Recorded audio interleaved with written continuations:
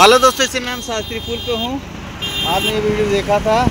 अभी शिवलिंग किसी तरह घट गया था, मुला चौथी बार फिर पुनः बढ़ने पानी शुरू हो गया माँ गंगा का।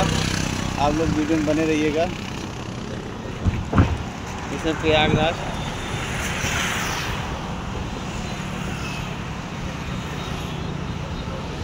आज जलस्तर बहुत तेज़ी से बढ़ेगा।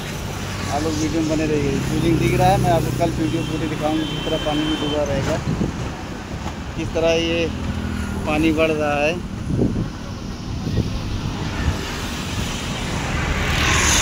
और वो सामने पटरी थी, वो इस तरह डूब गया था और खाली भी हो गया था, फिर भरना शुरू हो गया पानी। महाराज जी कुछ भी पूरी तरह डूब गया है।